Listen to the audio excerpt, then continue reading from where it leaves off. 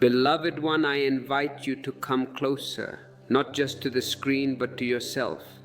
We are about to enter a space that you have avoided for a very long time, a space that you have covered with smiles, with work, with busyness, with noise. But in the silence of the night, when you are alone, you know this space exists. When you cannot forgive yourself, you carry a wound that never closes. It is not a wound of the body. If it were of the body, it would have healed long ago. The body knows how to heal. The body is wise. But this is a wound of the spirit, a wound of the mind, and this wound follows you everywhere. You may travel to the other side of the world, you may change your name, you may change your lovers, you may change your house, but you cannot leave this wound behind because it is not outside you, it is in you, it sits in your chest like a stone, it clouds your eyes, it changes the flavor of your food, it changes the rhythm of your breath. Even where no one else can see it, you feel its throb. I want to show you in these next moments that this wound can heal. I do not say this to give you false hope. I do not deal in hope. Hope is for tomorrow, and tomorrow never comes. I deal in reality. And the reality is that healing is your nature. This wound can heal faster than you believe. You have been told that time heals all wounds. This is a lie. Time heals nothing. Awareness heals everything. And awareness does not need time. It needs only intensity. It needs only presence. The burden you think is permanent is only a shadow. You treat it as if it is a rock, heavy and solid. But it is not a rock. It is a shadow created by your own mind standing against the light. In this message, I will help you see your pain in a new light. And when you see a shadow in the absolute light of noon, where does it go? It does not fight. It does not argue. It simply disappears. Forgiveness becomes simple when you understand why you've been unable to give it to yourself. You have been trying to force it. You have been standing in front of the mirror, commanding yourself to forgive, begging yourself to forget. But force never works in the inner world. Force creates resistance. The more you try to push the guilt away, the heavier it becomes. I will take you step by step into that understanding. We will not rush. This is not a race. This is a pilgrimage to your own center. You will learn how guilt formed, how it stayed alive, and how to let it fall away without force. Notice my words. Let it fall away. You do not need to throw it. If you are holding a burning coal, you do not need to make an effort to drop it. You only need to realize it is burning you. The dropping happens on its own. By the end of this journey, your heart will feel lighter. Your breath will feel wider. The cage you have built around your own soul will have an open door, and you will know exactly how to stop hurting yourself for something that is already gone. If you are ready to drop this burning coal, if you are tired of the burning, then simply act now. Press the like button on this video. Do it not for me, but as a physical signal to your own unconscious mind that you are present, that you are listening, that you are ready to receive. You've carried this weight in silence. This is the tragedy of the modern man. He suffers alone. Maybe no one knows. To the world you are successful. To the world you are happy. Maybe you've hidden it behind a smile, behind work, behind distraction. But you cannot fool your own heart. Inside, something is tight. Inside, there is a fist that never opens. Something is unfinished. That is the feeling, is it not? Like a song that stopped in the middle, like a sentence left suspended in the air. and you've tried everything. You have tried thinking about it, analyzing it, dissecting it like a scientist in a laboratory. You have tried avoiding it, drinking it away, smoking it away, watching screens until your eyes burn. You have tried crying over it. You have tried pretending it's fine.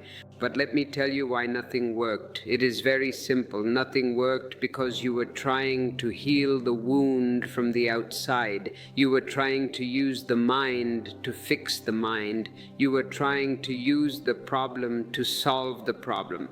It is like trying to pull yourself up by your own shoelaces. You can pull as hard as you like, but you will not rise an inch. What I give you here works from the inside. We are going to bypass the mind. We are going to bypass the logic. We are going to go directly to the source. I speak to the place where the pain really lives, the place you never touch. It is a dark basement in your house that you have locked the door to. You throw the key away and pretend the basement does not exist, but the smell of dampness still comes through the floorboards. The place you've been afraid to see. Fear has kept you away, but fear is a paper tiger. It looks ferocious, it roars, but if you step toward it, you can walk right through it. And once we enter it together, forgiveness becomes natural, like a flower opening in the morning sun. A flower does not try to open. It does not strain its petals. It does not make an effort. When the sun comes, the opening is inevitable. When understanding comes, forgiveness is inevitable. And so in this journey, I will guide you gently through the layers that keep you stuck in self-punishment. We will not tear the layers off. We will peel them gently like an onion. We will begin by seeing why you hold on to guilt long after the moment has passed. Why do you cling? The moment is dead, but you are carrying the corpse. Why? There is a reason, and we will find it. Then I will take you into the deeper roots, the beliefs you learned without knowing, the emotions you buried, the judgments you absorbed. You think this guilt is yours. No, it was given to you. It was poured into you before you had the capacity to reject it. As we walk through each layer, you will feel old tension melting. You will physically feel it. Your shoulders will drop. Your stomach will unknot. Old stories breaking apart. Old fear losing its power. This is the promise of awareness. And somewhere in the middle of this process, something beautiful will happen. You will not expect it. It will come like a breeze through an open window. You will feel your heart soften toward yourself. You will look at yourself not with the eyes of a judge, but with the eyes of a lover.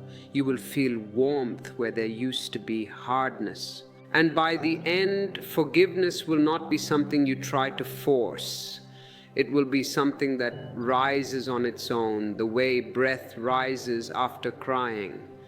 Have you noticed that deep, shuddering breath after a long cry? That silence, that peace? That is where we are going. Listen closely. There is something important waiting for you here, something you've needed for a very long time. Now that you have settled into this space with me, now that your breath has begun to soften and your heart has opened just a little, I want to take you into the first layer of this journey, the layer where the real weight of your guilt hides. And here is something most people completely miss.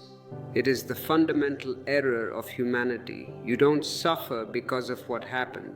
Let me repeat that. It is radical. It goes against everything you think you know. You do not suffer because of the action you took. You do not suffer because of the words you said. You suffer because you continue to hold what happened inside you. The event was a single moment in time. It happened. It finished. The universe moved on. The stars continued to spin, the rivers continued to flow, but you stopped. You froze that moment, took a snapshot of it, and you are holding it against your chest, carrying it the way someone might hold a burning coal in their bare hand. Your hand is burning, the flesh is searing, the pain is excruciating, and you are crying, "Help me, help me, it hurts." But you are the one holding the coal. You are squeezing it tighter. Why? Because you are believing the pain is necessary. You are believing the wound is deserved. You have a secret belief that if you burn yourself enough, you will be purified, that if you suffer enough, you will be forgiven. This is the hidden burden. The mind tells you it is punishment. The mind says, "Look how noble I am. I am punishing myself for my sins." But the truth is, it is self-harm, it is violence. And violence against yourself is as much a crime as violence against another. When you cannot forgive yourself, you become both the prisoner and the jailer. Look at the absurdity of this. You are standing in a cell. You are gripping the bars, weeping, begging to be let out. But look at your belt. The keys are hanging there. You are the one who locked the door. You are the one who guards it, and you are the one who can open it. You lock yourself inside a memory and then blame the memory for keeping you there. And this is the strange thing. The memory has no power. A memory is just a ghost. It has no hands to hold you. It has no walls to contain you. The moment has already passed. It is gone. Where is yesterday? Can you show me yesterday? Can you catch it? Can you bring it back? No. It no longer lives anywhere except inside your mind. But the mind doesn't know how to let go. The mind is a hoarder. It collects everything. Old tram tickets, old phone numbers, old insults, old mistakes. It piles them up until there is no space left for the fresh breeze of the present to enter. So it repeats the moment again and again, not to heal you but to control you. The mind is afraid of freedom, because in freedom, the mind is not needed. In freedom, you are pure awareness. So the mind creates a problem to keep itself employed. It says, we must solve this, we must analyze this, we must feel bad about this. The mind believes that if it keeps showing you the wound, somehow the wound will fix itself. It is like scratching a sore. You think scratching will help the itch, but scratching only makes it bleed. It makes it infected. It leaves a scar. But wounds don't heal because you stare at them. Wounds heal when you stop touching them with dirty hands. Your thoughts are dirty hands. They are covered in the bacteria of the past. Every time you think about your mistake, you are reinfecting the wound. Let me explain why this matters. Guilt doesn't arrive with a big noise. It doesn't shout. If it shouted, you would fight it. If a tiger attacks you, you fight. But guilt is not a tiger, it is a fog. It settles slowly, quietly, like dust collecting in an empty house. You don't notice dust settling. Minute by minute it is invisible. But leave the house for a year, and when you return, everything is covered. It is gray, it is dead. One day you wake up and everything inside you feels heavy. You drink your coffee, but it tastes heavy. You look at the sun, but the light seems dim. You talk to your friend, but your voice sounds distant. But you can't remember when the wait began. You search your memory. You think maybe it was this moment, maybe it was that decision, maybe it was the things I said, maybe it was who I was. You start looking for a cause. But the cause is not a specific event. The burden didn't begin with the moment. It began when you refused to put the moment down. It is the holding that is heavy, not the object.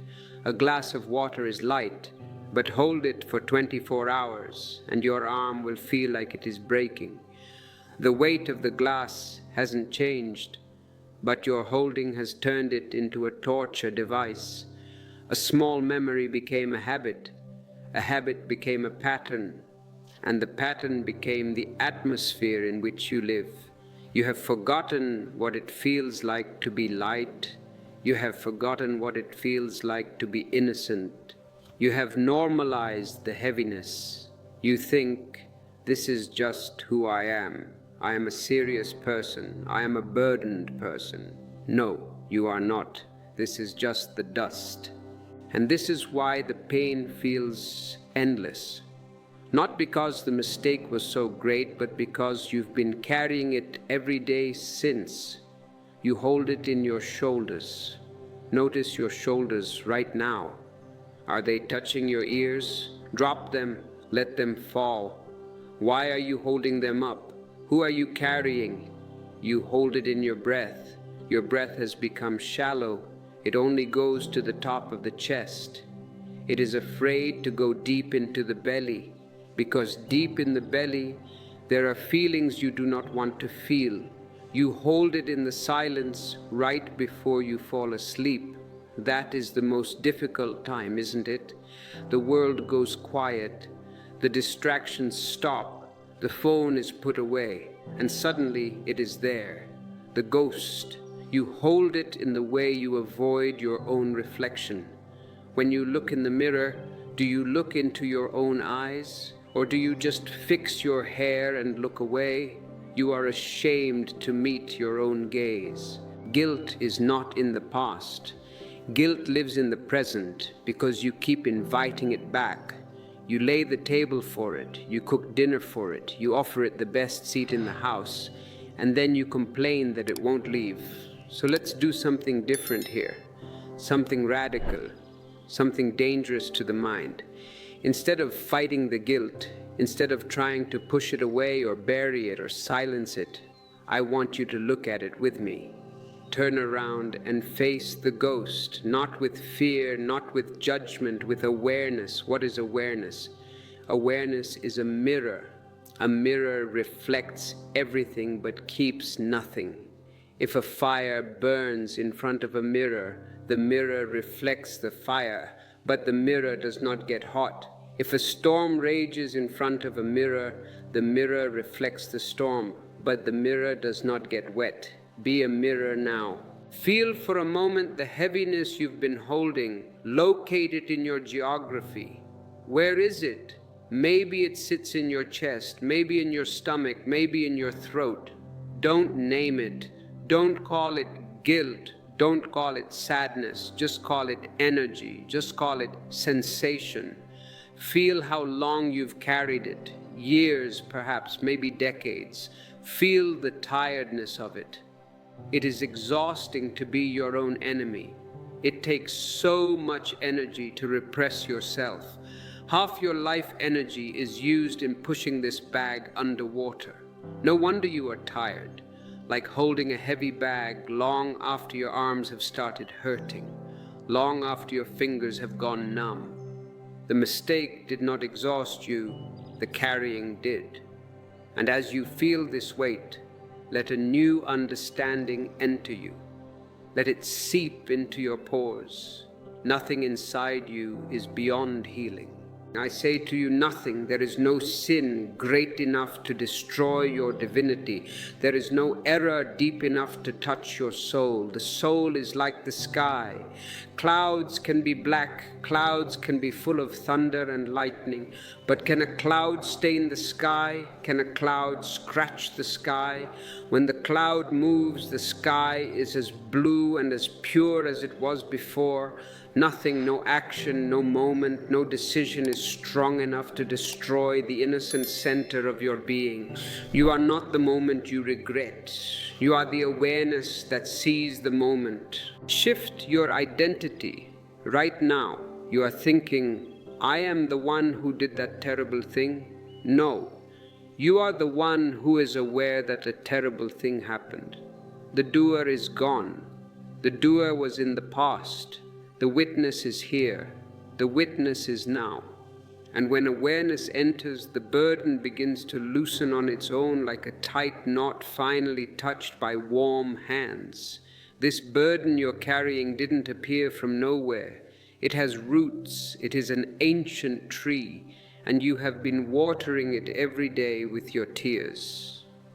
And once you see where those roots began growing, the weight will start to disappear in ways you never believed possible.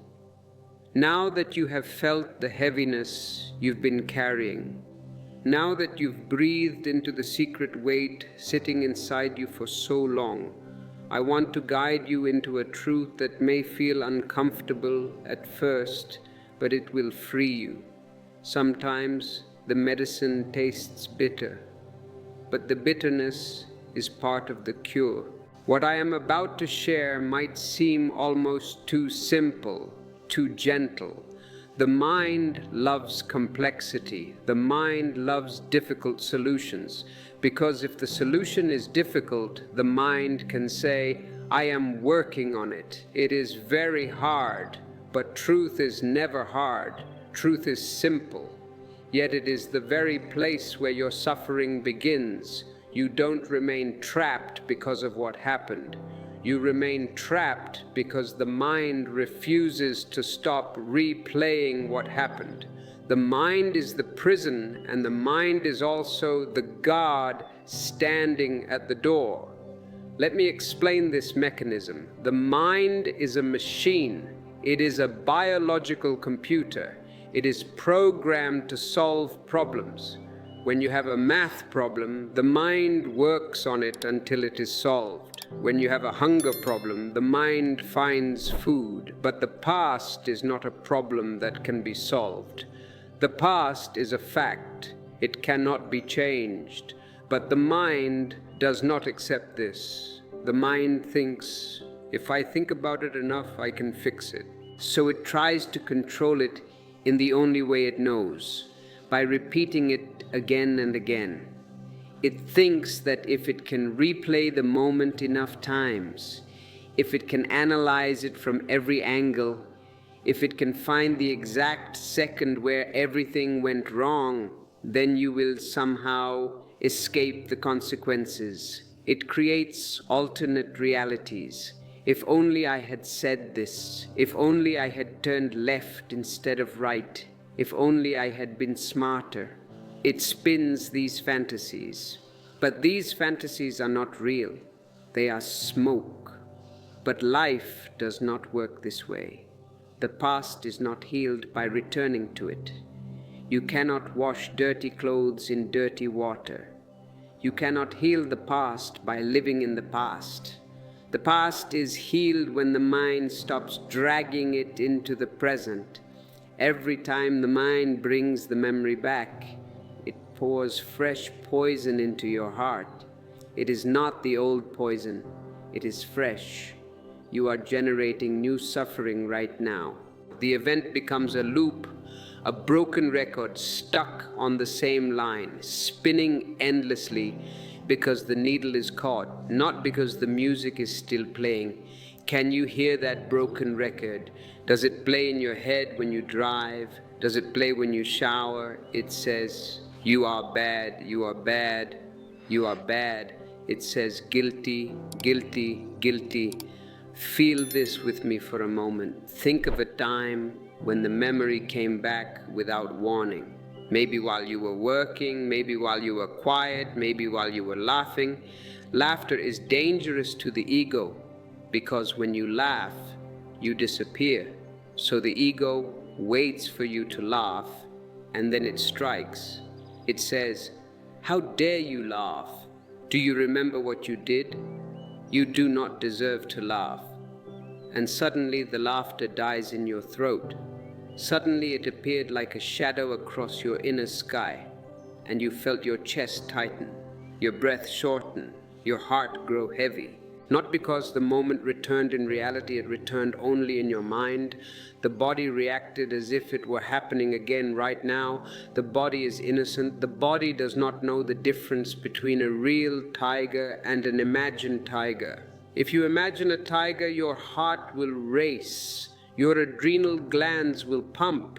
This is the illusion the mind creates. You think you are suffering from the past, but the past is dead. You are suffering from the mind's insistence on keeping it alive. Why? Why does the mind torture you? Is it evil? No, the mind is not evil. The mind is a survival mechanism. Why does the mind do this? Because the mind is afraid. Afraid that if it stops replaying the memory, you will forget the lesson. It thinks you are stupid. It thinks, if I don't remind him every 5 minutes that fire burns, he will put his hand in the fire again. Afraid that if it lets you relax, you will repeat the mistake. Afraid that without punishment, you will not grow. This is the root of the poison, the belief that growth comes through suffering, the belief that virtue comes through pain. This fear was learned early. It was taught to you by parents, by teachers, by society. They all believed that punishment creates goodness. Spare the rod and spoil the child.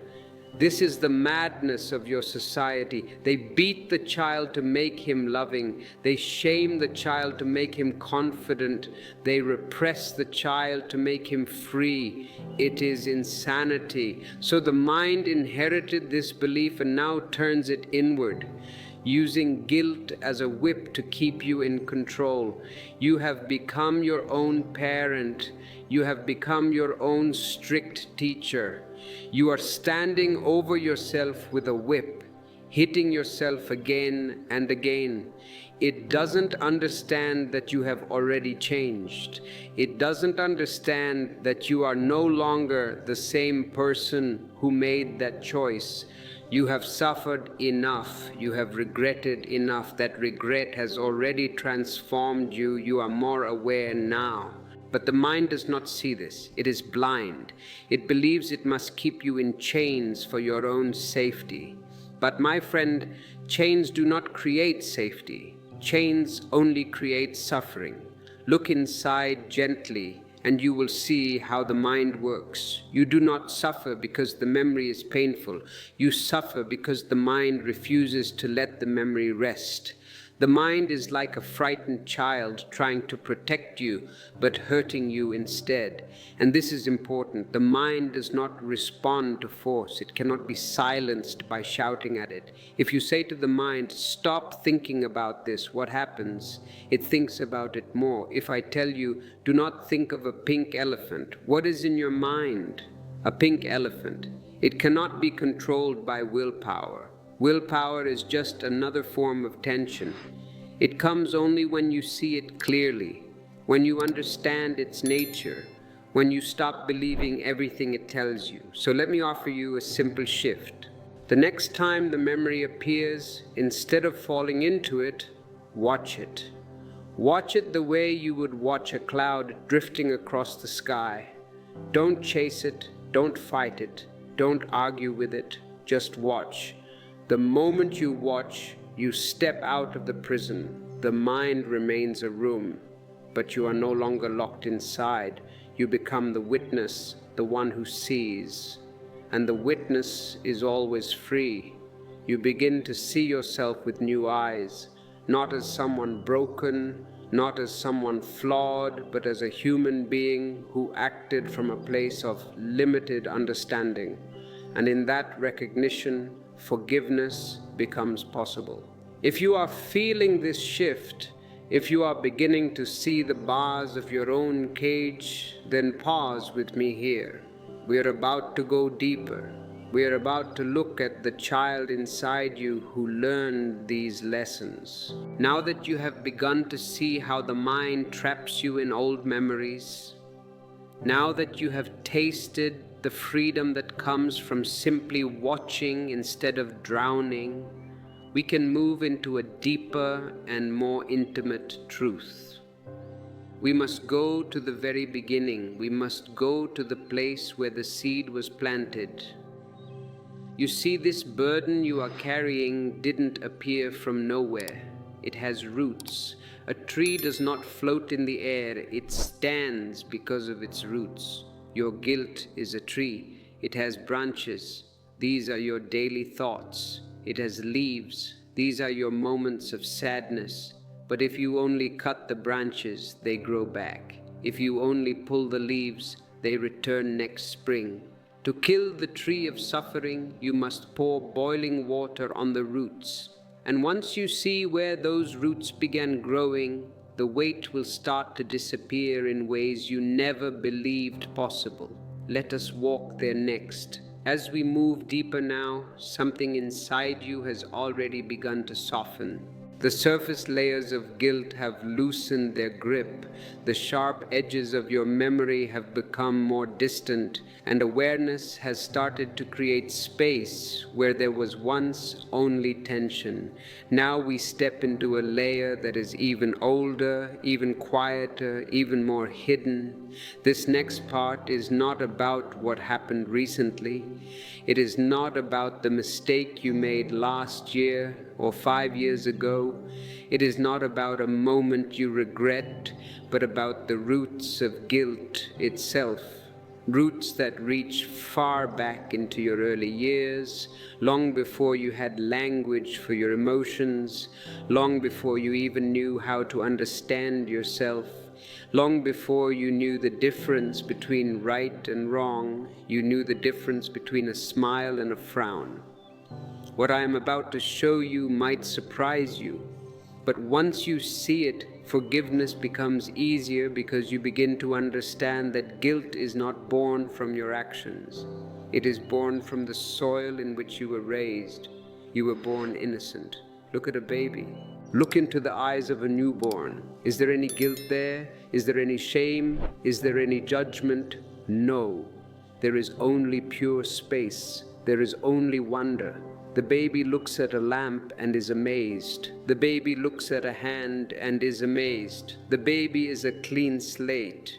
So where did the guilt come from? Did you invent it? No, you absorbed it. In childhood, everything is absorbed. A child is like a sponge. Throw a dry sponge into a bucket of dirty water and it will drink the dirty water. It has no choice. It cannot say, I will only drink the clean water. A child does not question. A child does not analyze. A child has no filter. The logical mind has not yet developed. So whatever happens around the child goes straight into the subconscious. It bypasses the gatekeeper. A child simply receives. If someone raises their voice, the child absorbs fear. The child does not think, Father is tired today. The child does not think, Mother is stressed about money. No. The child feels the vibration of anger and thinks, I am in danger. If someone withdraws love, the child absorbs shame. If the mother turns her face away, the child feels coldness. And to a child, coldness is death. A child cannot survive without the warmth of the parent. So the child panics. If someone criticizes, the child absorbs the belief, I am wrong, not I made a mistake, but I am a mistake. Do you see the difference? It is subtle, but it destroys lives. I made a mistake is about doing. I am a mistake is about being. These impressions sink into the heart like seeds planted in soft earth. The earth covers them. You forget them. You grow up. You go to school. You get a job. You get married. But the seeds are there, waiting for the rain. You may not remember the exact moments, the exact words, the exact expressions. Memory is tricky. The mind forgets the trauma to protect you. But the body remembers, the nervous system remembers, the emotional imprint remains. And it is this imprint that later becomes guilt. Think of yourself as a young child, small, vulnerable, open like a flower that has just begun to bloom. In such openness, the slightest shadow can feel like night. A harsh word becomes a truth. A disappointed look becomes a judgment. Imagine you are 3 years old. You are playing. You are happy. You are making noise. Suddenly, a giant, because parents are giants to children, towers over you and shouts, "Be quiet, you are bad." The child freezes, the joy is cut off, the energy contracts, and in that moment a belief is born: my joy is bad, my noise is bad. When I am myself, I am not loved. A moment of rejection becomes a belief: there is something wrong with me. And the child doesn't have the capacity to question any of it. The child cannot say, "Excuse me, Father, but your anger is a projection of your own unhealed trauma." No. The child simply says yes. Yes to the shame. Yes to the fear. Yes to the belief that mistakes are dangerous. Yes to the idea that love must be earned. Yes to the feeling that punishment is necessary. This is the tragedy. The child loves the parents so much that the child will sacrifice his own self-worth to keep the parents happy. The child thinks, if they are angry, it must be my fault. Because they are gods, they cannot be wrong, so I must be wrong. These early impressions do not disappear as you grow older. They go underground. They move into the basement. They move into the darkness where you cannot see them. They move into the subconscious. And then much later in life, when you make a mistake, these old impressions rise again. You spill a glass of wine at a dinner party. It is a small thing, but suddenly your heart is pounding. Suddenly you feel like you want to die. You feel small. You feel stupid. Why? Is it the wine? No, it is the 3-year-old child hearing the giant shout, like ghosts returning from a forgotten house. They whisper familiar words. They tell you you are unworthy. They tell you you are bad. They tell you you deserve to suffer. But these voices are not coming from the present moment. They are echoes from childhood, echoes from a time when you didn't understand that love does not depend on perfection. Imagine a seed planted in darkness. It grows roots without ever seeing the sun. It shapes itself blindly, reacting to the soil around it. If the soil is rocky, the roots become twisted. If the soil is poisonous, the roots become sick. In the same way, your early beliefs about right and wrong, about love and punishment, grew silently inside you. You didn't choose them. You are not responsible for the programming you received. You didn't create them.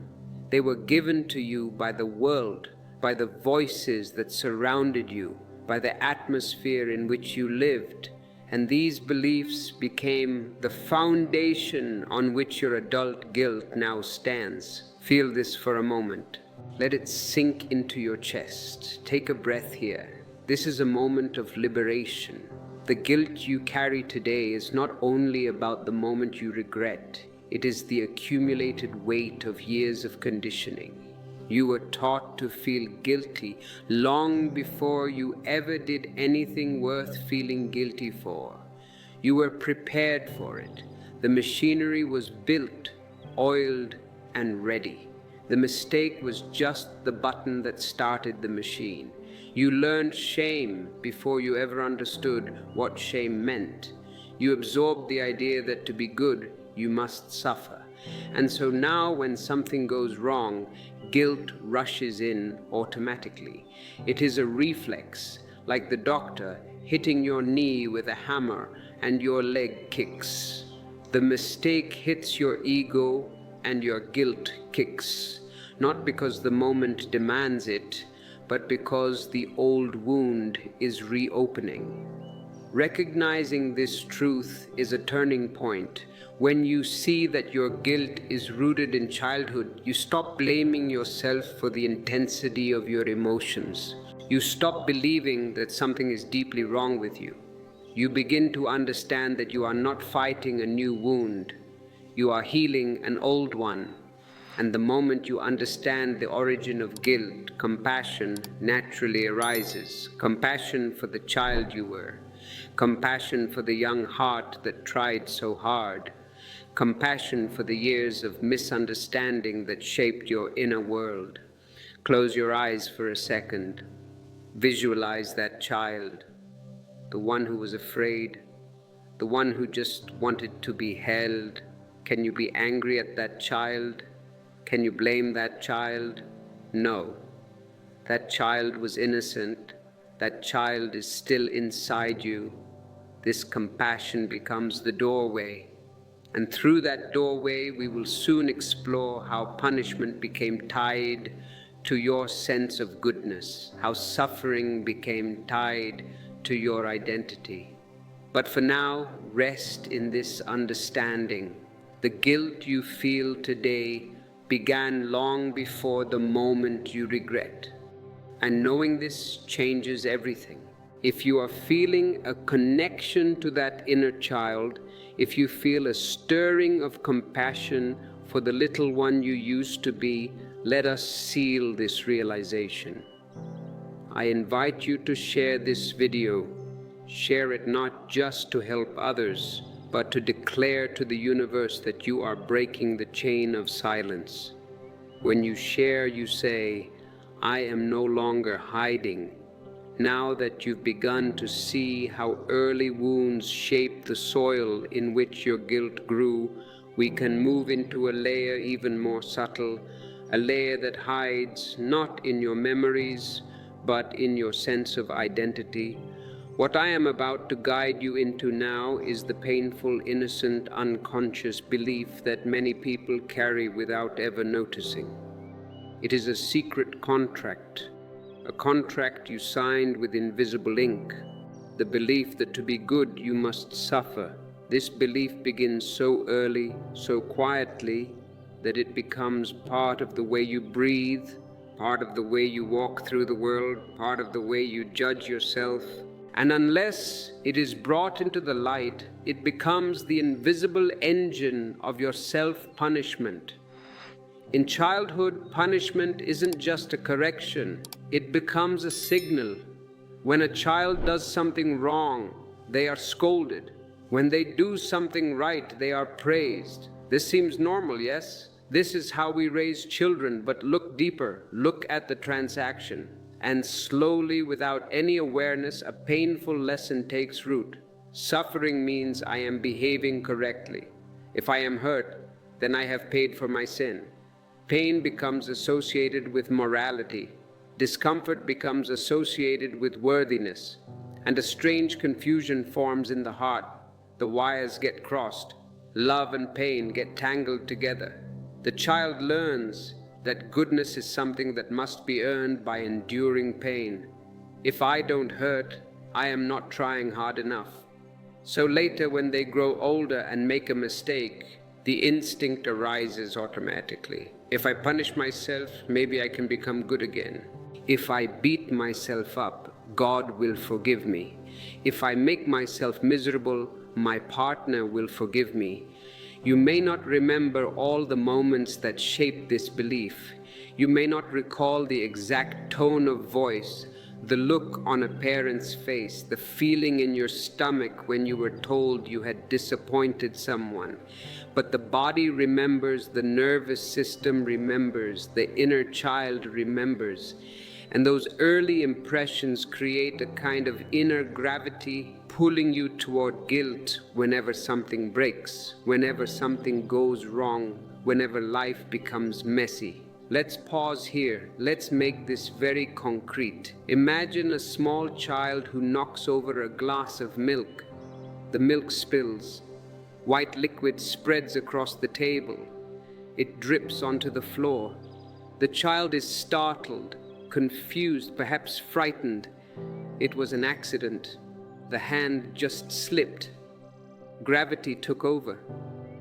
And then the adult arrives, not with understanding, but with irritation. The giant sighs. The giant rolls eyes. Look what you did. Why are you so clumsy? The child apologizes again and again, even long after the mess is cleaned. Why? The milk is gone. The table is dry. Why is the child still crying? Because they are trying to repair something far deeper than the spill. They are trying to repair the feeling of being wrong, They are trying to restore their goodness, but a child doesn't know how to do that. A child cannot pay for the milk. A child cannot buy a new carpet. So they apologize more than necessary, cry more than necessary, shrink more than necessary.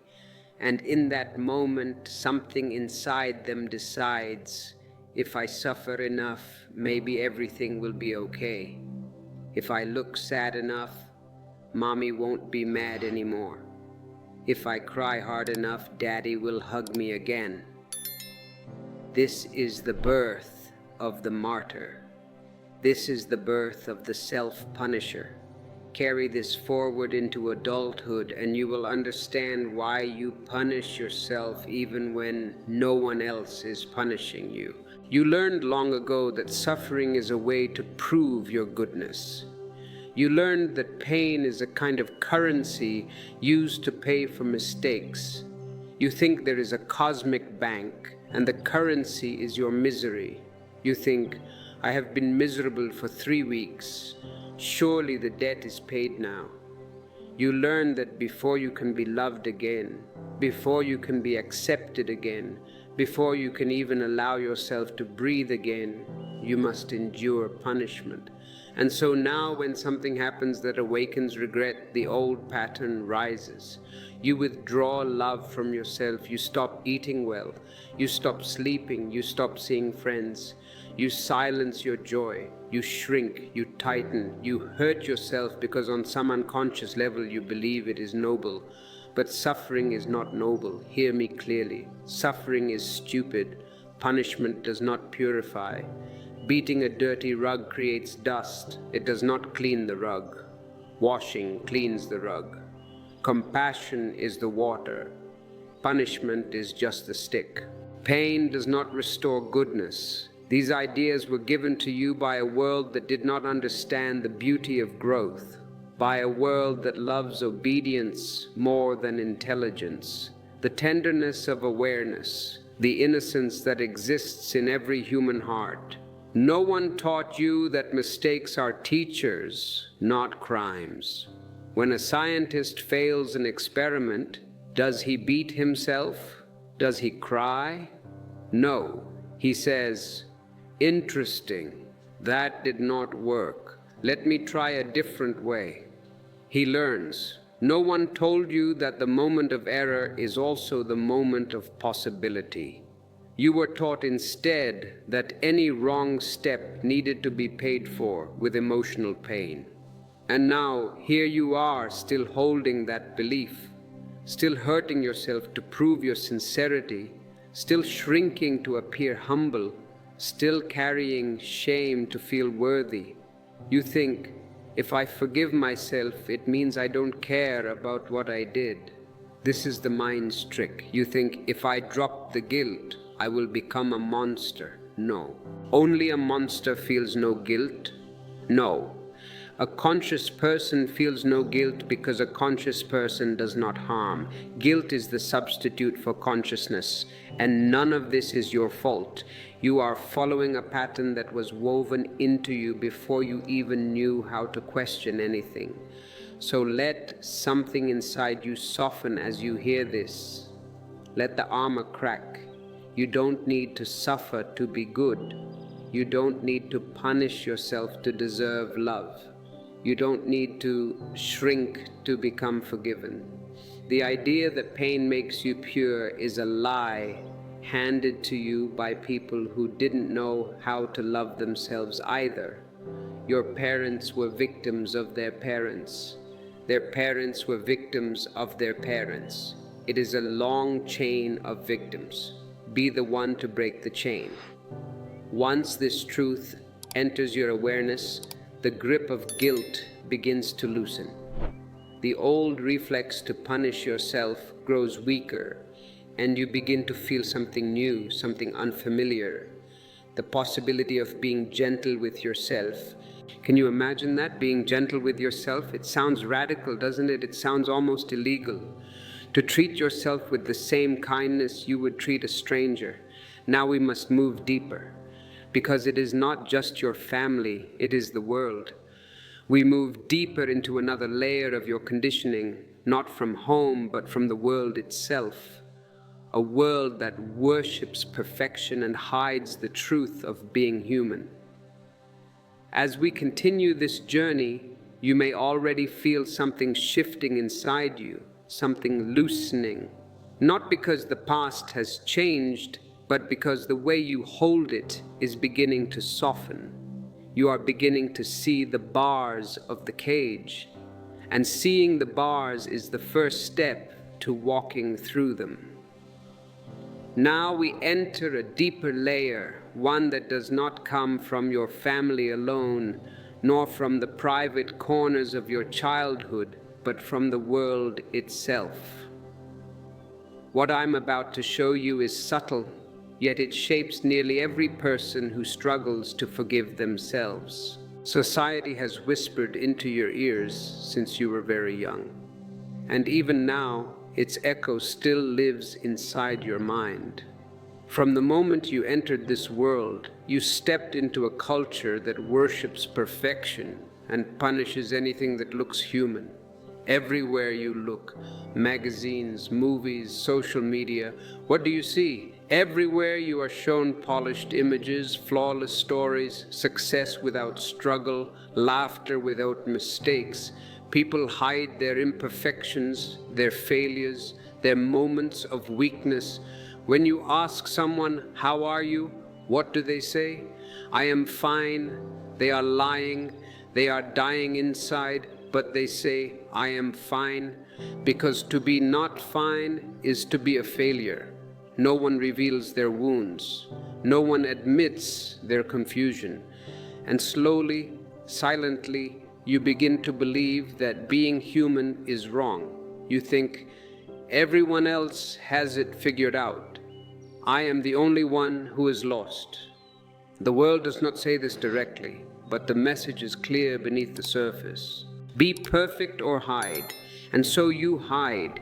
You become a master of disguise. You wear masks. You hide your mistakes. You hide your vulnerability. You hide your pain. You hide your confusion. You hide the parts of you that feel too messy, too clumsy, too unfinished. You push them into the basement.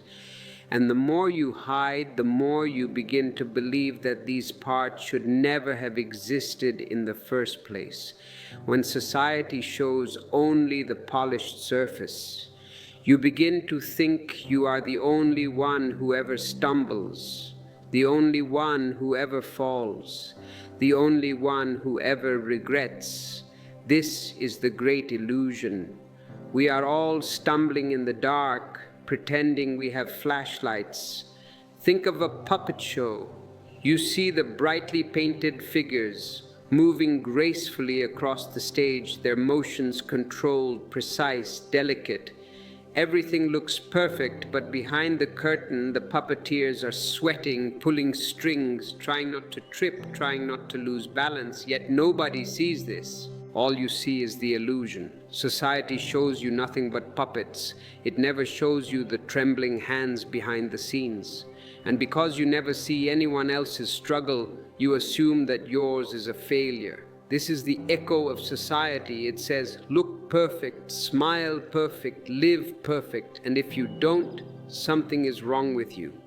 So when you make a mistake, even a small one, that echo grows louder in your mind. It tells you you're not enough. It tells you you're the one who slipped while everyone else stayed upright. It tells you that your embarrassment must be hidden, your guilt must be carried, your imperfection must be punished. But all of this is untrue. The truth is that every person you meet has made choices they regret. The Pope has regrets. The President has regrets. The holiest saint has a past. Every shining life has dark passages. Every strong human being has moments of weakness, confusion, fear. The problem is not the mistake. It is the silence around the mistake. Society teaches you to bury it, to hide it, to pretend it never happened. And anything you bury becomes heavy. Anything you hide becomes shame. If you hide a diamond, it is still a diamond. If you hide a wound, it becomes gangrene. Let this become clear. The world around you does not understand the beauty of being human. It celebrates your achievements but ignores your growth. It applauds your victories but rejects your moments of learning. But your heart knows better. Your heart is wiser than society.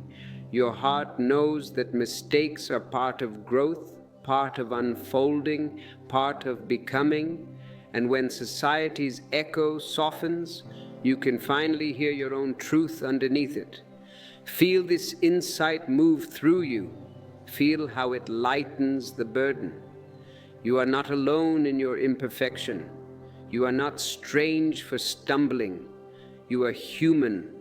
And to be human is to live, to fall, to rise, to learn, to open again and again. Perfection is not your path. Presence is your path. Awareness is your path. Understanding is your path. And now that you have seen how the world's false expectations have shaped your guilt, we can go deeper still into the quiet, unconscious agreement you made without knowing it, the inner contract that convinces you that suffering is payment for being human. Let's uncover that now. We are about to rip up the contract. Are you ready? As we continue this journey inward, you may notice an almost imperceptible shift occurring within you. Something that felt hard has started to soften. Something that felt rigid has begun to melt. This is not my doing. This is your doing. This is the natural movement of awareness. When you see the roots of guilt, they begin to loosen on their own. Now we step into one of the deepest layers of all, a layer so quiet and so hidden that most people never even realize it exists. We are going to enter the room where you keep your accounting books, the room where you keep the records of your debts. What I want to show you now is not the guilt you feel, but the silent agreement underneath the guilt, the secret contract you made with yourself long ago without ever signing a thing. Every human being, when they feel they have caused harm, whether real or imagined, whether big or small, enters into an unspoken bargain with their own heart. It is a negotiation with the universe, but it is a negotiation based on a misunderstanding, a bargain that says, I must pay for what happened. I must carry this weight. I must suffer until the debt is cleared. You think, if I suffer enough, the balance sheet will be zero. You think pain is a form of payment. You think misery is a form of currency. And here is the strange thing. The debt never ends. You pay and you pay and you pay. You lose sleep, you lose joy, you lose your health, but the debt remains. Why? Because the contract was written by a child's mind, not an adult's awareness. It was written in fear, not clarity. It was written in confusion, not truth. And a contract written in confusion cannot be settled by reality. And so you go on paying and paying, carrying the same heaviness day after day, believing that if you suffer long enough, somehow everything will be made right. But let me tell you the truth that the mind does not want to hear. Suffering does not balance anything. If you hurt someone and then you hurt yourself, now there are two people hurt. How does that help the first person? If you spill the milk and then you beat yourself, does the milk jump back into the glass? Does the table become clean? No. Now you have a dirty table and a bruised spirit. Pain does not undo the past. Self-punishment does not heal the heart. These are illusions that arise from the unconscious contract you made when you did not know any better. Let's go back for a moment. I want you to see where this contract started. Think of the earliest times you felt you had done something wrong. Maybe you spilled something, maybe you broke a toy, maybe you said something that made someone frown. As a child, you didn't understand cause and effect. You didn't understand physics. You didn't understand psychology.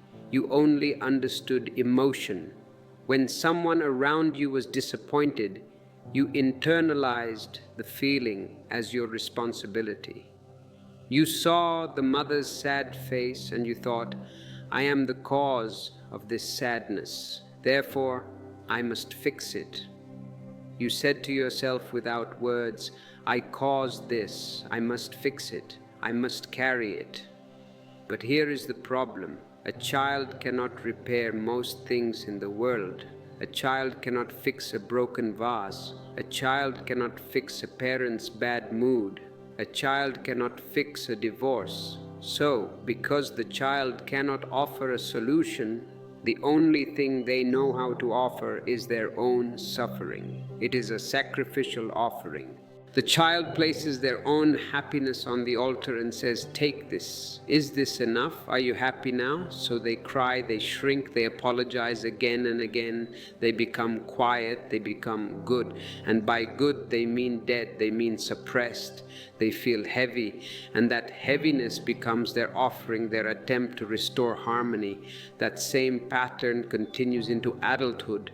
Look at yourself now. You are 40, 50, 60 years old, but you are still acting like that child. Even though the world around you has changed, you still feel as though you must hold suffering in your hands like an offering, hoping it will redeem you. You walk around with a long face. You deny yourself pleasure. You say no to the invitation to dance. Why? Because you are paying your debt. But listen to me, life does not ask for your suffering. Existence is not a sadist. The trees do not want you to suffer. The sun does not want you to suffer. The ocean does not want you to suffer. Life does not want your pain. Life does not need your self-punishment. Life wants your awareness. Life wants your growth. Life wants you to see clearly, not suffer endlessly. Imagine carrying a suitcase that someone handed to you in childhood. It is old leather, cracked and dusty. It is heavy. It pulls your arm out of the socket. You never questioned it. You simply took it. And through the years, it became heavier, filled with expectations, filled with judgments, filled with the false idea that you owe the world something because you are imperfect. You don't even remember taking the suitcase. It has been in your hand so long it feels like it is part of your body. You think it is your hand. You just know you're holding it. And whenever something goes wrong, you reach for it thinking, this is my burden, this is my punishment, this is what I must carry. But the suitcase was never yours. Never. It belonged to the child who didn't understand life yet. It belonged to the culture that believed shame was a teaching tool.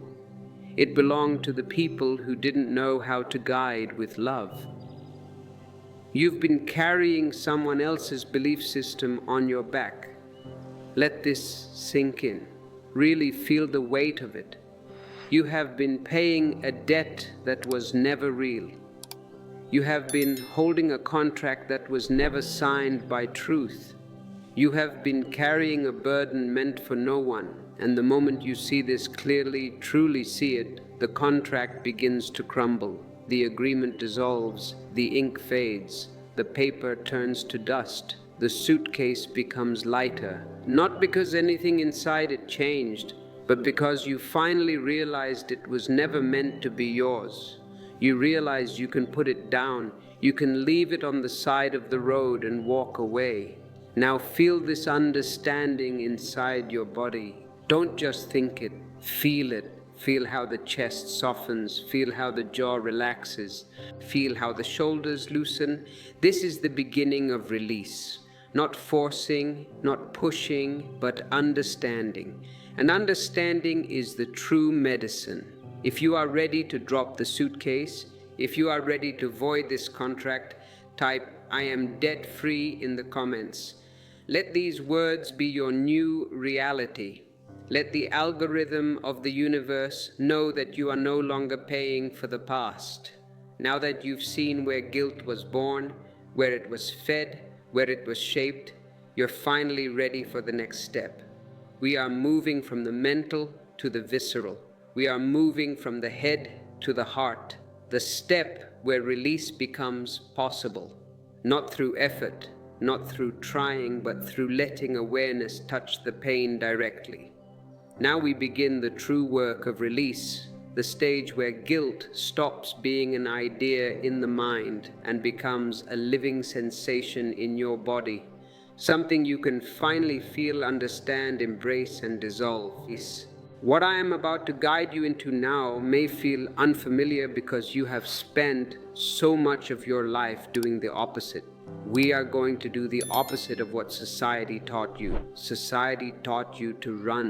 I am teaching you to stay. Instead of feeling your pain, you escaped it. You ate, you drank, you scrolled, you worked, you ran a marathon. You did everything to avoid sitting still with the sensation. Instead of touching your guilt, you argued with it. You had court cases in your head. I am guilty. No, I am innocent. But I did this. But I didn't mean it. Endless arguments. Instead of allowing emotion to rise, you pushed it down, hid it, feared it, ran from it.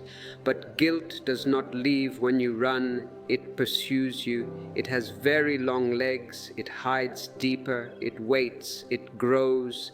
It waits for a quiet moment. It waits for you to be weak. And the only way to free yourself from its grip is to finally allow yourself to feel what you have avoided for so long. You must turn around and face the tiger. And when you face it, you will see it is not a tiger. It is just energy. Emotion is not your enemy. This is the biggest lie you have been told. That anger is bad. That sadness is bad. That fear is bad. Emotion is your teacher. It is your blood. It is your aliveness. It comes to show you where you are holding tension, where you have abandoned yourself, where you are not yet awake. But you were taught that strong emotions are dangerous. Don't cry, they said. Be a big boy. Don't be hysterical, they said. Be rational. That crying is weakness, that trembling is failure, that being overwhelmed means you are broken. So you learn to bury your emotions under thoughts. You built a concrete floor over your heart, to analyze instead of feel. You became a psychiatrist to your own soul, constantly analyzing, why do I feel this? The why does not matter. The feeling matters. To judge instead of breathe, to escape instead of sit quietly with your own heart. And this is how guilt survives. It survives in the darkness. It survives in the repression, not in the emotion itself, but in your refusal to feel it fully. Let me take you into the truth of this. Every emotion wants only one thing. It does not want to hurt you. It does not want to kill you. It wants to be felt. It wants to rise. It wants to move through you. It wants to complete its journey and to dissolve. Emotion is motion. Emotion, energy in motion. It is meant to flow like a river. Emotion is like a wave. It builds, it crests, it breaks, and then it disappears. It returns to the ocean. But when you block the wave, when you tense your body, when you tighten your breath, when you distract your mind, the wave has nowhere to go. It crashes against the wall of your resistance. And because it cannot flow through, it stays in, it freezes inside you, it becomes a knot in the chest, a heaviness in the stomach, a tightness in the throat, a pressure behind the eyes. This frozen wave becomes guilt, shame, regret, fear. And because it is trapped, it repeats itself endlessly. It knocks on the door again and again.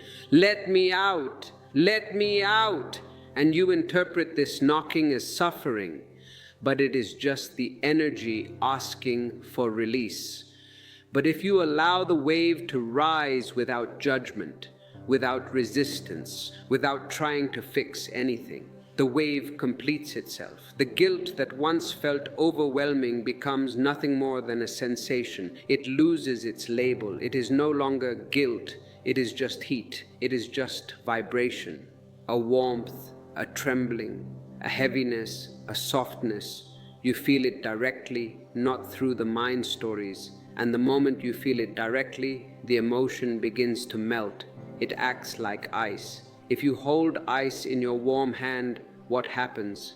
It melts. Awareness is warmth. Repression is the freezer.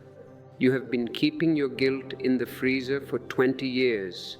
Now, take it out. It can no longer stay frozen. So let us do this together, right now.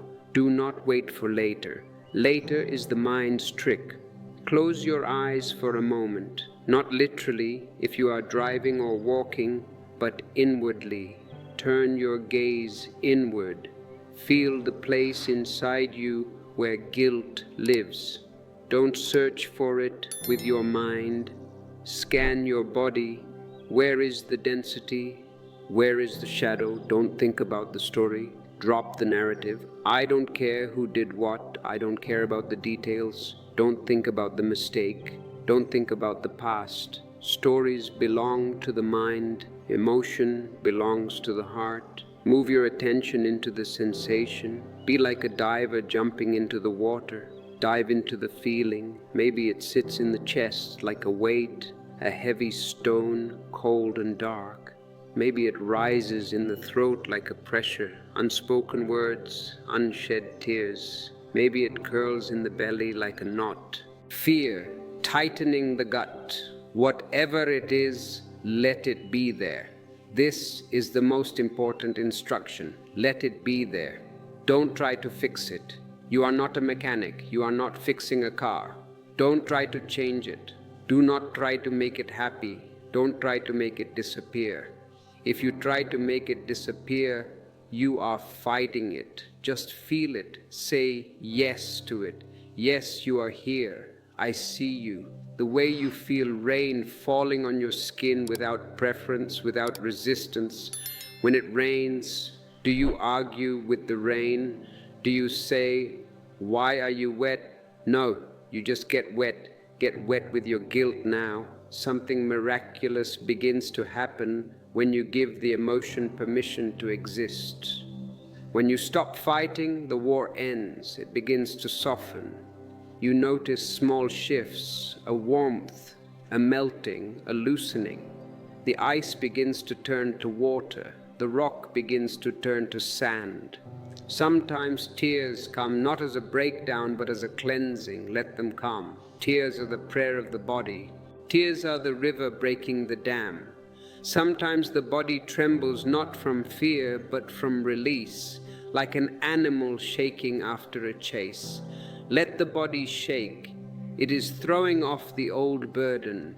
Sometimes a deep breath rises on its own, as if the body has been waiting for this moment of permission for years. That breath, catch that breath. That is the sound of freedom. Guilt begins to flow out of the places where it has been stuck. It flows into the blood. It flows out of the pores. It evaporates into the ether. And for the first time you realize that the emotion you feared so deeply was never dangerous. You were afraid of a shadow. You were afraid of a ghost. It was simply unexpressed. Feeling is healing. Write that down. Tattoo it on your heart.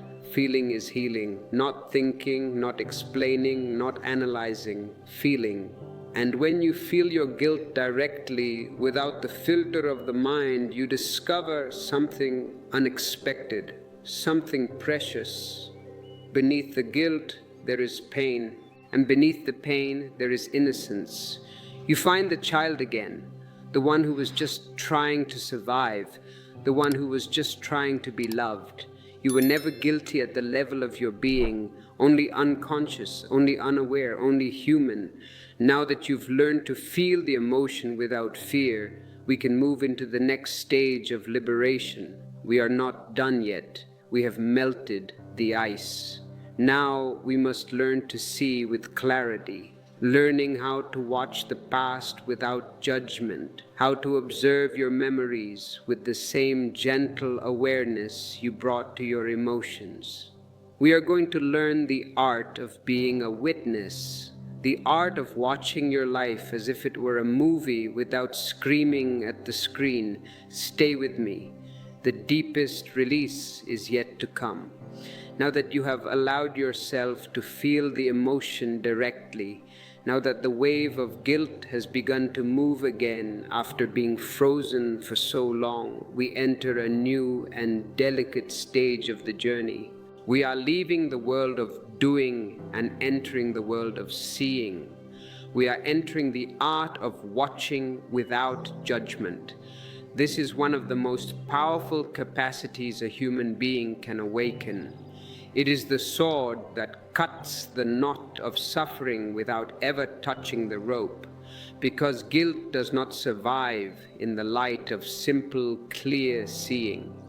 Guilt is a fungus. It grows in the dark. It grows in the damp corners of the mind where you refuse to look. It only survives when the mind is judging, condemning, interpreting, exaggerating, twisting. The mind keeps you trapped in guilt by telling you what your past means. It says, this means you are bad. This means you are a failure. But the moment you watch the past without adding meaning, without adding judgment, without adding story, the past loses its power to wound you. What does it mean to watch without judgment? To watch without judgment is to look at your own life the way you would look at a passing cloud. You do not shout at the cloud. You do not say, why are you that shape? You should be a square. You do not say you are moving too slow. You simply watch it. You let it drift. You do not grab it. You do not force it. You do not label it as good cloud or bad cloud. It is a gentle seeing, a soft awareness. It is a gaze that does not attack what it sees. And when you look at your past with this kind of awareness, something extraordinary happens. The chemistry of your memory changes. The heavy weight you've been carrying begins to separate into simple, neutral moments. The monster breaks apart into harmless shadows. Instead of a chain of mistakes, you begin to see a series of unconscious actions. Instead of a narrative of failure, you begin to see a human being learning, stumbling, growing. Instead of a past that defines you, you begin to see a past that shaped you and can now be left behind. Let me guide you deeper into this practice. Take a moment right now. Bring the memory that hurts you into your awareness. But be careful. Do not bring the story of the memory. Do not bring the judgment of what happened. Bring the simple moment itself. See it as if you were watching a movie of another person. You are sitting in the cinema. The screen is playing your life, but you are in the seat, not on the screen. Observe the expressions. Observe the movement. Observe the emotion. Observe the atmosphere. You might feel discomfort. You might feel sadness. You might feel regret. But don't close your eyes. Don't push it away. Don't allow the mind to begin its commentary. The mind will want to jump in. It will want to say, see, look how stupid that was. Tell the mind to be silent. Say, I am just watching. Watch the memory the way you watch water flowing down a riverbank, natural, inevitable, without resistance. This is the key. Don't add anything. Don't add blame. Don't add excuses. Don't add explanations. Don't add labels. Just see. The mind will try to speak because judgment is its habit. It is addicted to noise, but you don't need to follow it. Let the words rise and fall without attaching to them. Let silence be your atmosphere as you watch. and something soft will begin to happen inside you. The memory that once felt like a wound will begin to feel like a moment, just a moment in time, a moment that has passed, a moment that no longer has the authority to define your worth. You begin to see that the pain you feel is not from what happened. It is from the judgment you added to what happened. The event itself is gone. The story is what kept the wound alive. To watch without judgment is to give the past back to the past. Let me show you an image to help you understand this. Imagine you are watching a child learning to ride a bicycle. They wobble, they lose balance, they fall, they scrape their knee, they cry. Now, what's your reaction? Do you judge them? Do you call them foolish? Do you stand over them and scream, "You should have known better"? Do you tell them they are unworthy of love because they fell? No, that would be insanity. You simply watch with understanding, with patience, with compassion. Why? Because you know that falling is part of learning. You know that gravity exists. You know that balance takes time. Now, imagine watching your younger self the same way. Not the adult you are now with all your wisdom and hindsight, but the version of you who made the mistake, the one who didn't know what you now know, the one who was doing the best they could with the awareness they had. Can you see how judgment dissolves in the light of understanding? Can you feel how naturally compassion begins to rise when you watch your past without judgment? Forgiveness begins to bloom without force. You don't have to try to forgive. Forgiveness emerges on its own like a flower opening when the sun finally reaches it. It is not an effort. It is a natural response to clarity. And now that you can watch without judgment, the next step will take you even deeper. We are going to the only place where healing is actually possible. We are going to the only place where you actually exist, returning to the present moment, the only place where guilt cannot survive. Now we move into one of the most liberating understandings on this entire path, the realization that guilt cannot survive in the present moment. It can only exist as memory. It can only live inside thought. It can only tighten its grip when you are absent from yourself. The past may have happened, but your suffering is happening now. You are suffering in real time for a ghost time.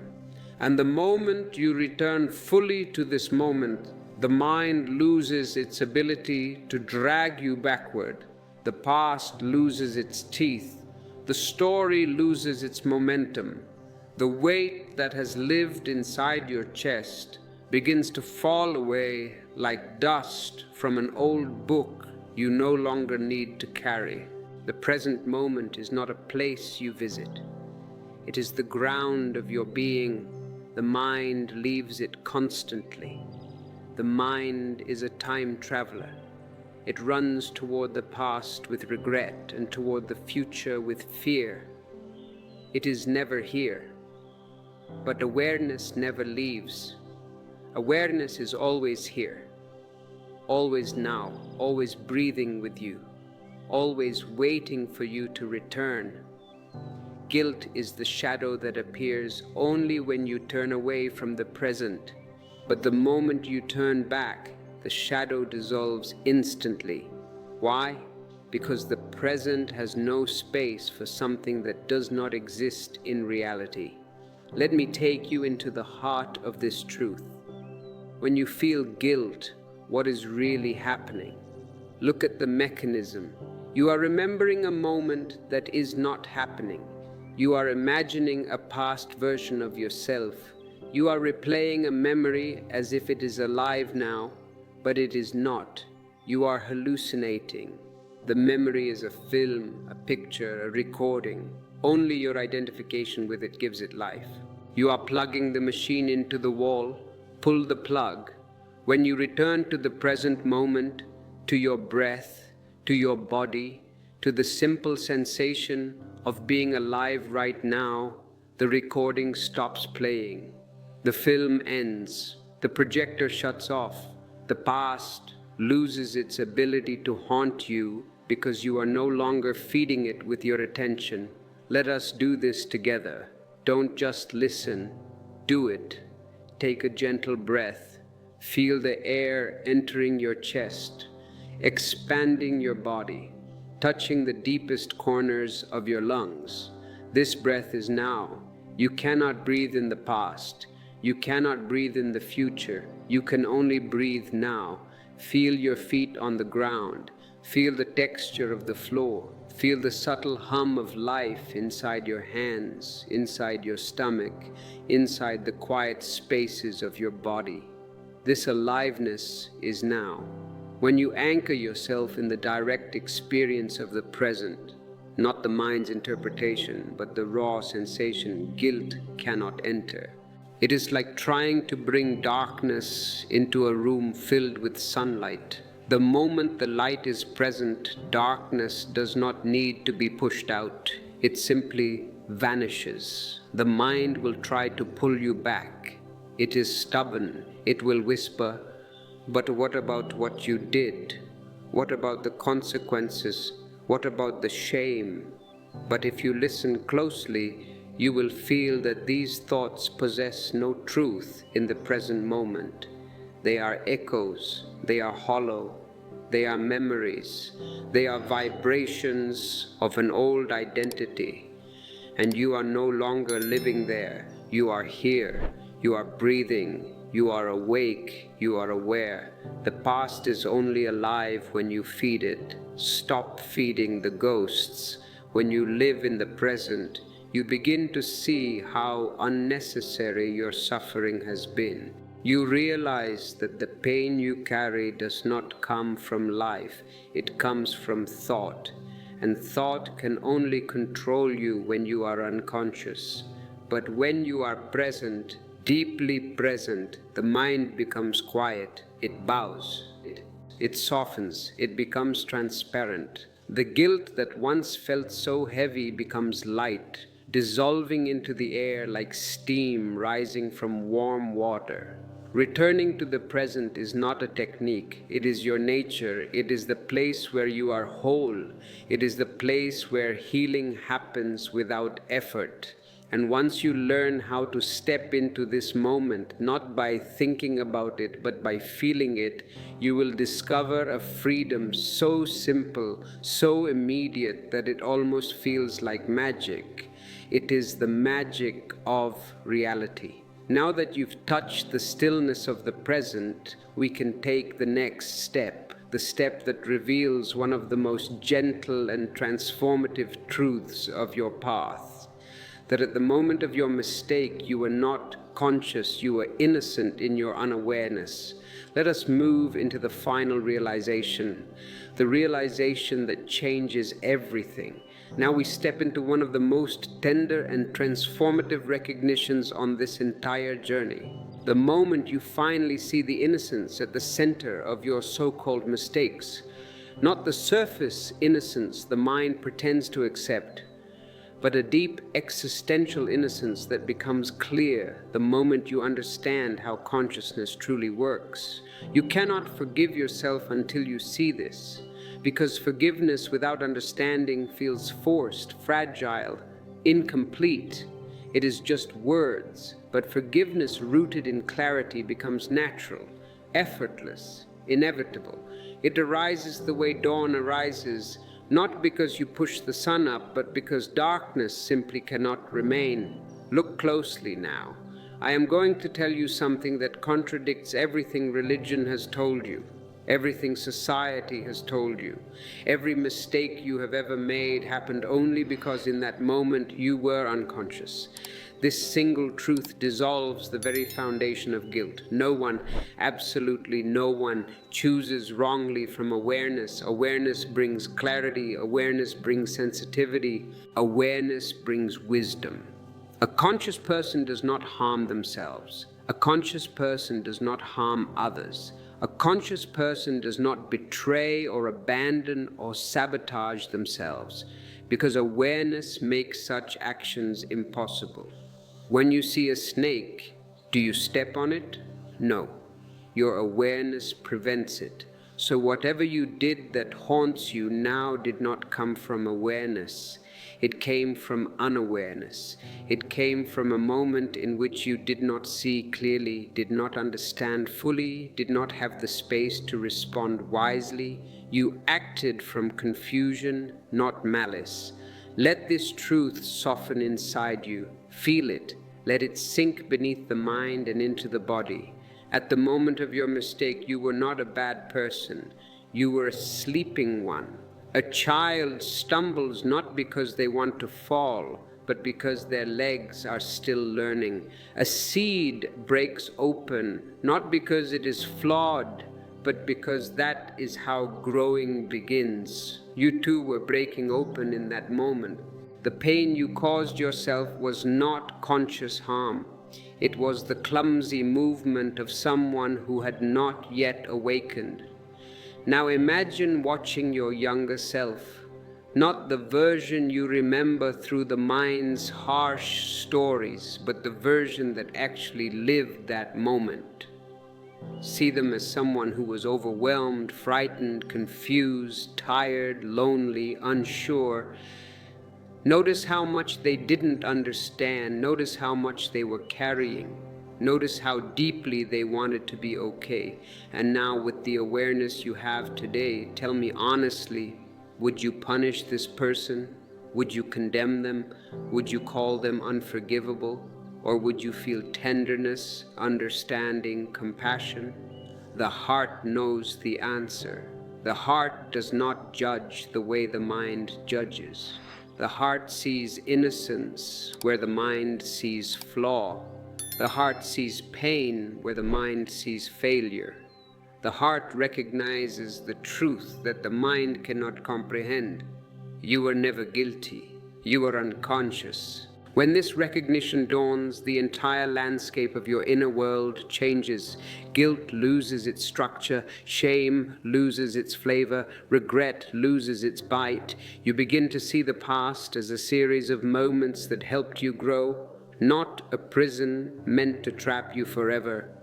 You realize that each mistake pushed you toward awareness, toward understanding, toward compassion. You begin to love the parts of yourself you once despised because you see what they were trying to do, survive. Seeing your innocence does not mean denying responsibility. Do not misunderstand me. It means embracing reality. Responsibility arises from awareness, not shame. And when you see the truth that your past self was unconscious, frightened, learning, you naturally begin to hold yourself with more gentleness. You naturally begin to see your own humanity, and in that seeing, forgiveness no longer needs to be forced. It rises like breath. It unfolds like a flower in sunlight. Now that you've tasted this innocence, now that the sharp edges of your past have begun to soften, we move into the final step. Accepting that your humanity itself contains mistakes, and that these mistakes do not make you unworthy, they make you real, we enter a moment of profound softness, the moment where forgiveness stops being something you try to achieve and becomes something you allow, because self-forgiveness is not the work of becoming perfect. It is the work of recognizing that you were never meant to be perfect in the first place. You are human, and to be human is to be in a constant dance of remembering and forgetting, rising and falling, expanding and contracting. Mistakes are not proof of your failure. They are proof of your growth. They are signs that life has been moving through you, shaping you, teaching you, opening you. A life without mistakes is not a life, it is stagnation. You have been carrying the impossible expectation that you must always make the right choice, always know the right path, always respond with perfect wisdom. But that expectation was never yours. It was given to you by the world, by parents, by teachers, by society, by culture, by voices that believed perfection equals worthiness. And you internalized that lie. You believed that to deserve love, you must never falter, that to deserve peace, you must never stumble, that to deserve rest, you must never fail. But existence does not work this way. Life does not punish imperfection.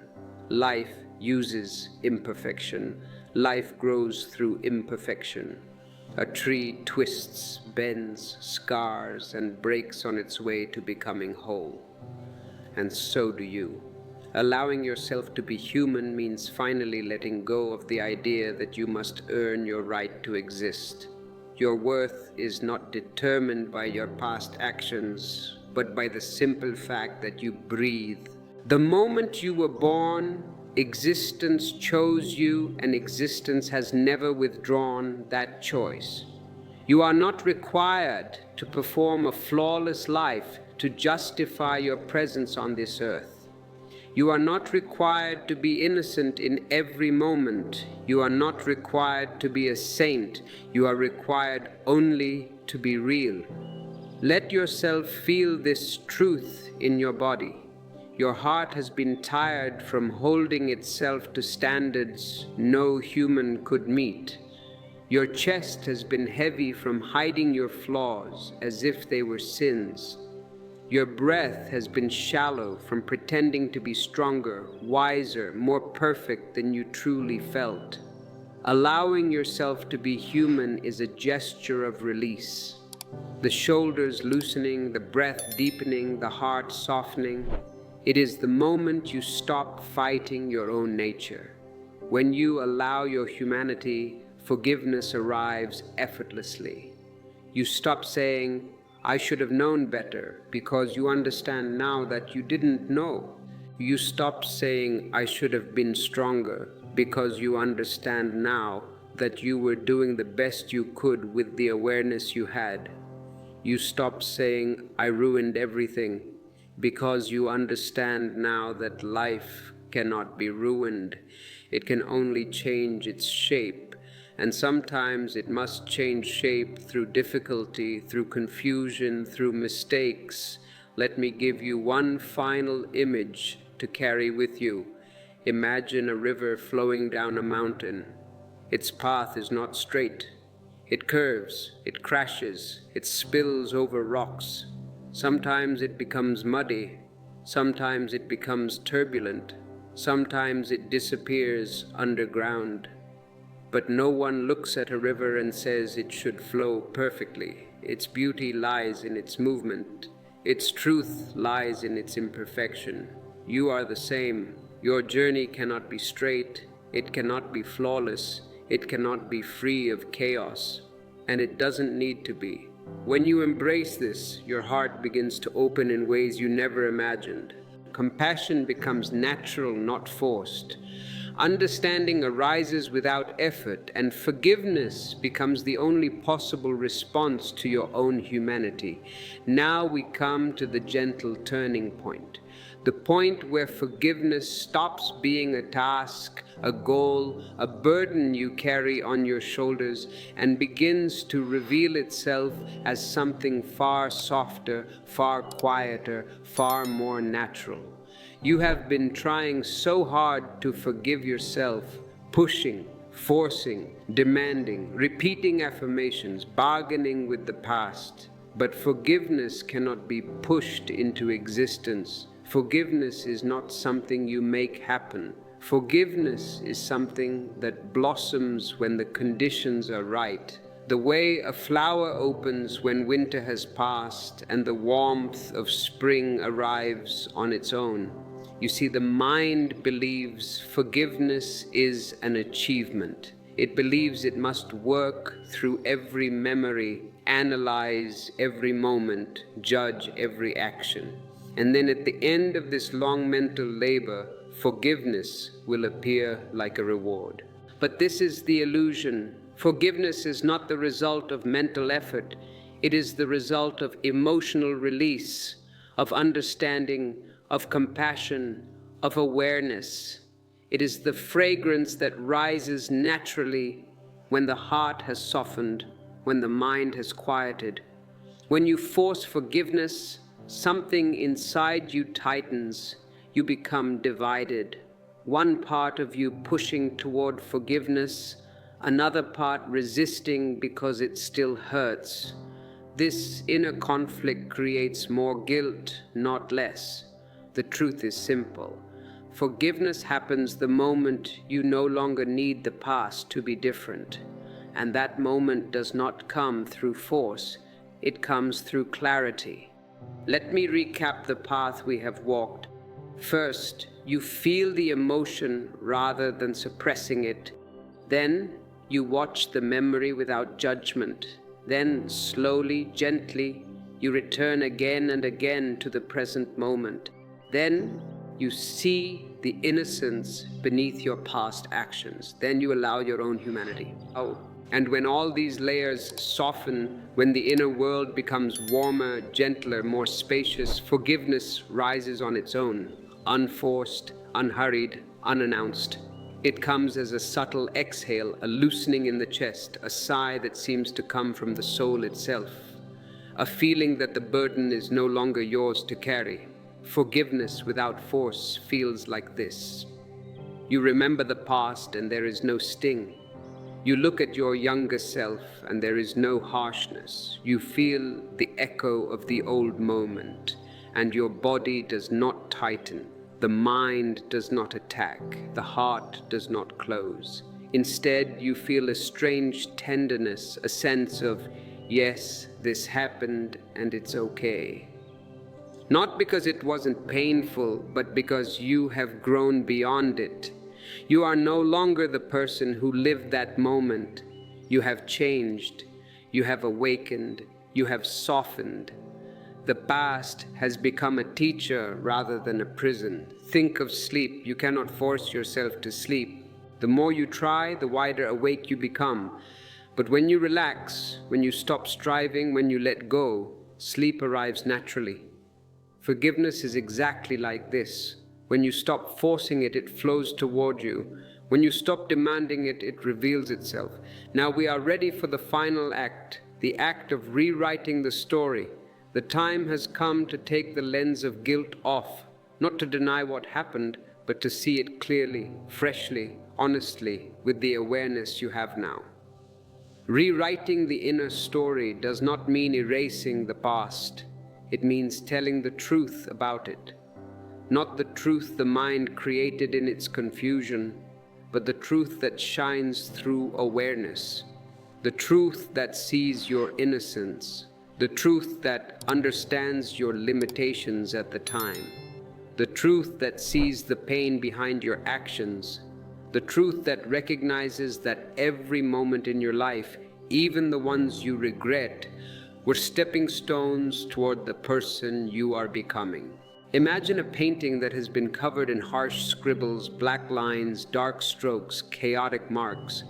The original image is still there beneath the chaos, but you cannot see it.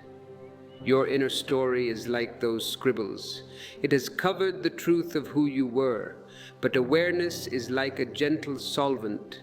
It dissolves the scribbles, slowly revealing the original painting, the innocence, the humanity, the softness that was always there but buried under layers of mental punishment.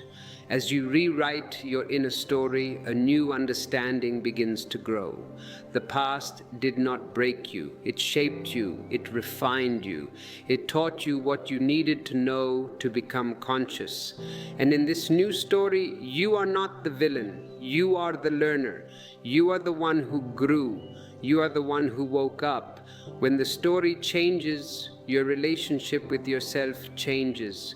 You no longer see yourself through the eyes of guilt. You no longer carry the heavy burden of being the person you once were.